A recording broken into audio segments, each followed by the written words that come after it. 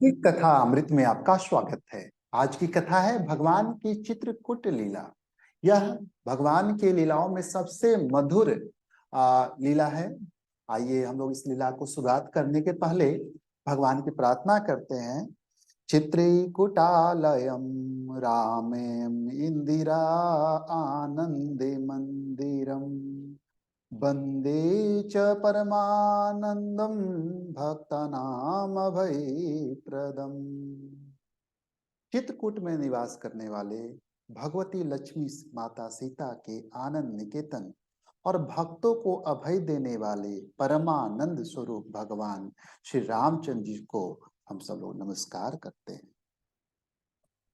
तो चित्रकूट लीला जो शुरुआत होती है, तो इस शुरुआत करने के पहले हम लोग थोड़ा सा पीछे देखेंगे।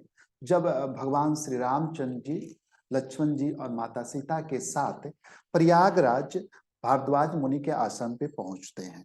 प्रयागराज वह स्थान है जहां गंगा और यमुना का संगम है और यह भी बहुत ही सुंदर मनोरम है। और भरद्वाज जी उनसे कहते हैं कि आप हे रघुकुल नंदन श्री राम जी, आप यहीं पे प्रयाग में ही आप निवास कीजिए। तब इस पर भगवान रामचंद्र जी भरद्वाज मुनि से कहते हैं कि किसी एकांत प्रदेश में आश्रम के योग उत्तम स्थान आप सोचकर बताइए हमें, क्योंकि वहां यहाँ पे क्या है कि बार बार लोग यहाँ से अयोध्या से आते जाते रहते हैं। और ये अगर वो आते जाते रहेंगे तो हमने जो प्रण लिया है वो पूरी अच्छी तरह से मैं नहीं निभा पाऊंगा। इसलिए ऐसा एकांत स्थान में एक ऐसा स्थान बताइए जहाँ सुख भोगने के योग्य विदेह राजकुमारी माता जानकी प्रसन्नता पूर्वक वहां पर रह सके। यहाँ पे इस पर भगवान श्री रामचंद्र जी का यह वचन सुनकर भरद्वाज जी सोच कर बताते हैं कि यहाँ से 10 कोस की दूरी पर एक सुंदर और महर्षियों द्वारा सेवित परम पवित्र पर्वत है, जिस पर आप जाकर वहां पर निवास कीजिए। तो यहाँ पर 10 कोस बताया गया, लेकिन ये आधुनिक परिमाप के अनुसार लगभग 90 मील है यहाँ पे। तो यहाँ पर हम लोग को क्योंकि पहले यहाँ पर रामचरितमानस आप देखेंगे तो यहाँ पर एक टिप्पणी भी दिया हुआ है कि प्रयाग से चित्रकूट की दूरी लगभग 28 कोस माना जाता है और आधुनिक माप के अनुसार वो 90 मील है और हिसाब से वो 40 कोस की दूरी हुई। तो इस तरह बताते हैं पहले। तो अब आगे वर्णन करते हुए कहते हैं कि यह वह स्थान जो है बहुत से लंगूर विचरते वहां पे है, बहुत से लंगूर और बानर रीछ वहां निवास करते हैं और यह पर्वत चित्रकूट नाम से विख्यात है और गंध मादन के समान वो मनोहर है।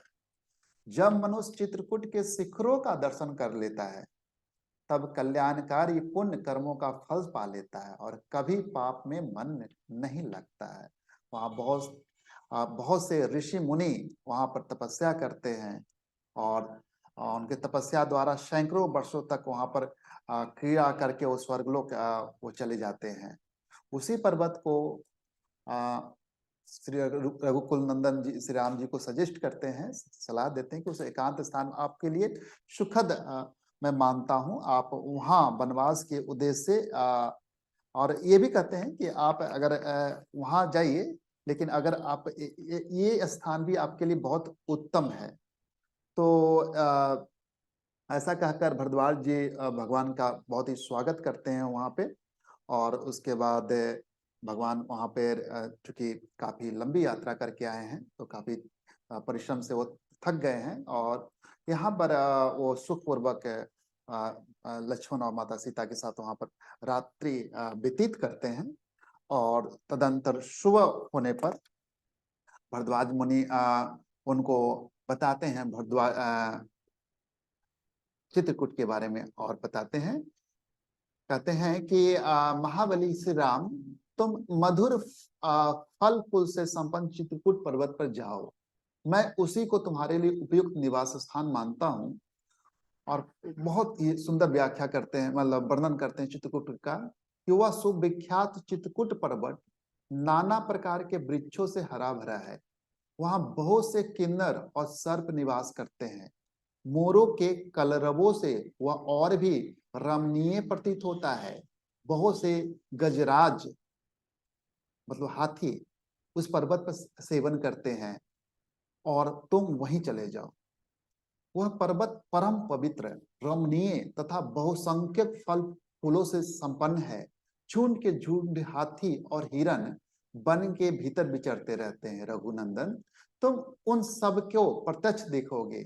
मंदाकिनी नदी, अनेकानेक जल स्रोत, पर्वत शिखर, गुफा, कंदरा और झरने भी तुम्हारे देखने में आएंगे। वह पर्वत सीता के साथ विचरते हुए तुम्हारे मन को आनंद प्रदान करेगा। हर्ष से भरे हुए और वहां टिटिम्ब और कोकिलों के कलरव द्वारा वह पर्वत यात्रियों का मनोरंजन सा करता है। वह परम सुखद एवं कल्याणकारी है और मदमत मृगों और बहुत से हाथियों ने उसको और रमणीय बना दिया है। तुम उसी पर्वत पर जाकर डेरा डालो और उसमें निवास करो। इसके बाद भरद्वाज जी भगवान श्री राम के लिए स्वास्ति वाचन करते हैं और चित्रकूट का मार्ग चाहते हैं। स्वास्ति वाचन जैसे पिता अपने औरस पुत्रों की यात्रा के लिए और मंगल सूचक आशीर्वाद देता है, उसी तरह भरद्वाज मुनि भगवान श्री रामचंद्र जी, माता सीता और लक्ष्मण को आशीर्वाद देते हैं और कहते हैं कि आगे यमुना जी मिलेंगी और यमुना जी के किनारे चलते चलते पार करने के लिए आप वहां पर एक नाव बनाइएगा, बेड़ा बनाइएगा। उसके बाद माता सीता जो है यमुना जी और श्याम वट मिलते हैं तो उसके उनकी प्रार्थना करते हैं और सबके कुशल मंगल के लिए प्रार्थना करते हैं। उसके बाद यमुना जी के किनारे के मार्ग में एक कोस तक जाकर वन में घूमते फिरते हुए यमुना जी के समतल तट पर वहां पर जाते हैं और रात्रि में निवास करते हैं। अब यहाँ से शुरू होती है चित्रकूट यात्रा। अब सुबह जल्दी ही भगवान श्री राम हैं जो लक्ष्मण जी को जगाते हैं और कहते हैं कि आप प्रस्थान करें लक्ष्मण जी। तो इसके बाद वो लोग जाते हैं और सब लोग यमुना नदी के शीतल जल में स्नान करते हैं और ऋषि मुनियों सेवित वह जो चित्रकूट के उस मार्ग पर चलते हैं। उसमें लक्ष्मण जी के साथ वहां पर माता सीता चल रही थी तो उनको जो माता सीता को इस तरह कह रहे हैं कि श्री राम ने कमल नयनी सीता से इस प्रकार कहा उन्होंने कि विदेह राजनंदनी, इस बसंत ऋतु में सब ओर से खिले हुए इन पलाश वृक्षों को तो देखो। ये अपने ही पुष्पों से पुष्प मालाधारी से प्रतीत होते हैं और उन फूलों की अरुण प्रभा के कारण प्रज्वलित होते से दिखाई देते हैं। देखो, ये भिलावे और बेल के पेड़ अपने फूलों और फलों के भार से झुके हुए हैं। दूसरे मनुष्यों का यहाँ तक आना संभव न होने से ये उनके द्वारा उपयोग में नहीं लाए गए हैं, अतः निश्चय ही इन फलों से हम जीवन निर्वाह कर सकेंगे। और उसके बाद लक्ष्मण जी को कहते हैं कि लक्ष्मण देखो, यहाँ के एक एक वृक्ष में मधुमक्खियों द्वारा लगाए और पुष्प किए गए मधु के छत्ते कैसे लटक रहे हैं। इन सब में एक एक द्रोण मधु भरा हुआ है, मतलब एक लगभग एक छत्ते में 16 सेर मधु भरा हुआ है। वन का यह भाग बड़ा ही रमणीय है। यहाँ फूलों की वर्षा सी हो रही है और सारी भूमि पुष्पों से आच्छादित दिखाई देती है। इस वन प्रांत में यह जातक जो पक्षी है कह रहा पी कहा पी कहा, अपना बोली बोल रहा है कि रट लगा रहा है। उधर वह मोर बोल रहा है, मानो पपीहे की बात का उत्तर दे रहा है। यह रहा चित्रकूट पर्वत। इसका शिखर बहुत ऊंचा है। झुंड के झुंड हाथी उसी ओर जा रहे हैं और वहां बहुत से पक्षी चहक रहे हैं। तात जहाँ की भूमि समतल है और जो बहुत से वृक्षों से भरा हुआ है, चित्रकूट के उस पवित्र कानन में हम लोग बड़े आनंद से विचरेंगे। सीता के साथ दोनों भाई श्री राम और लक्ष्मण पैदल ही यात्रा करते हुए यथा समय रमणीय एवं मनोरम पर्वत चित्रकूट पर जा पहुंचे। वह पर्वत नाना प्रकार के पक्षियों से परिपूर्ण था। वहां फल मूलों की बहुतायत थी और स्वादिष्ट जल पर्याप्त मात्रा में उपलब्ध होता था। उस रमणीय शैल के समीप जाकर भगवान श्री राम ने कहा, सौम्य, यह पर्वत बड़ा मनोहर है। नाना प्रकार के वृक्ष और लताएं इसकी शोभा बढ़ाते हैं। यहाँ फल फूल भी बहुत हैं। यह रमणीय तो है ही, मुझे जान पड़ता है कि यहाँ बड़े सुख से जीवन निर्वाह हो सकता है। इस पर्वत पर बहुत से महात्मा मुनि निवास करते हैं। तात यही हमारा वास स्थान होने योग्य है, हम यही निवास करेंगे। ऐसा निश्चय करके सीता, श्री राम और लक्ष्मण ने हाथ जोड़कर महर्षि वाल्मीकि के आश्रम में प्रवेश किया और सबने उनके चरणों में मस्तक झुकाया। धर्म को जानने वाले महर्षि ने उनके आगमन से बहुत प्रसन्न हुए और उनको कहा, आप लोगों का स्वागत है, आइए बैठिए। ऐसा कहते हुए उन्होंने उनका आदर सत्कार किया। इसके बाद भगवान श्री राम ने महर्षि को अपना परिचय देते हुए और लक्ष्मण से कहा, सौम्य लक्ष्मण, तुम जंगल से अच्छी अच्छी मजबूत लकड़ियां ले आओ और रहने के लिए एक कुटी तैयार करो। यही निवास करने का मेरा जी चाहता है। श्री राम की यह बात सुनकर शत्रु दमन लक्ष्मण अनेक प्रकार के वृक्षों की डालियां काट लाए और उनके द्वारा एक पर्णशाला तैयार की गई। वह कुटी बाहर भीतर से लकड़ी की ही दीवार से सुस्थिर बनाई गई और उसे ऊपर से छा दिया गया था, जिससे वर्षा आदि का निवारण हो सके।